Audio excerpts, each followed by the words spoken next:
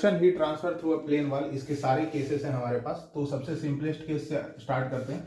तो सबसे पहला केस है जब थर्मल कंडक्टिविटी कांस्टेंट है, कोई इंटरनल हीट जनरेशन का यहाँ पर नहीं हो रहा है, ठीक है। तो ये कुछ एजम्पशन है, material is homogeneous and isotropic, one direction में हीट फ्लो हो रहा है, नो इंटरनल हीट जनरेशन, जैसे कि हम लोग बात किए हैं।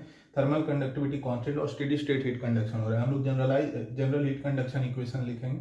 ये वाला टर्म जो है 1 by alpha del T by delta, since ये स्टेडी स्टेट है तो ये जीरो हो जाएगा।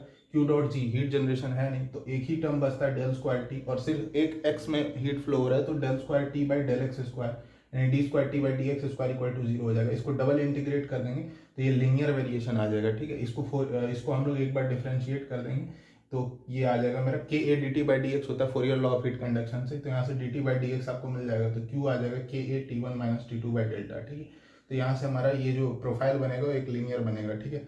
अब आते हैं वेरिएबल थर्मल कंडक्टिविटी के केस में क्या होता है। जब थर्मल कंडक्टिविटी, मान लो जैसे थर्मल कंडक्टिविटी कांस्टेंट है, के बराबर के नॉट है, तो एक लीनियर वेरिएशन आएगा। अगर मान लो ये लीनियर प्रोफाइल है, के बराबर के not one plus beta T, ठीक है, फिर बीटा इज सम पॉजिटिव, तो इस डायरेक्शन में अगर हीट फ्लो हो रहा है तो इस डायरेक्शन में क्या होगा, टेम्परेचर कम होगा, और टेम्परेचर कम होगा तो थर्मल कंडक्टिविटी भी कम होगा। अब Fourier law of heat conduction से Q बराबर होता है K A D T by D X, Q by A को इस साइड रख देंगे तो ये हीट फ्लक्स बन जाएगा, और K into D T by D x, since heat Q और A दोनों कांस्टेंट है तो K into D T by D x constant हो जाएगा।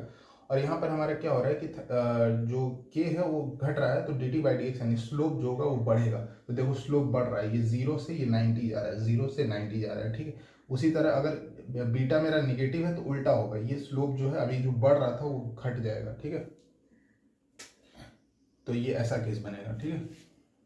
और यहाँ पर जो हीट ट्रांसफर का इक्वेशन आएगा, जैसे यहाँ पे के into T one minus T two by delta आया था, तो यहाँ के की जगह बस के एम आ जाएगा। के एम क्या है, ये जो एक्सप्रेशन है के not into one plus beta T, इसमें टी की जगह टी मीन रख दो, टी मीन क्या हो जाएगा, T one plus T two by two, ठीक है। अब आते हैं इंटरनल हीट जनरेशन का case. Internal heat generation case में वही स्टेडी स्टेट वाला टर्म तो जीरो हो जाएगा, बस इंटरनल हीट जनरेशन का एक ये टर्म आ जाएगा। जब हम इसको दो बार इंटीग्रेट करेंगे और बाउंड्री कंडीशन पुट करेंगे तो ये पैराबोलिक वेरिएशन आएगा।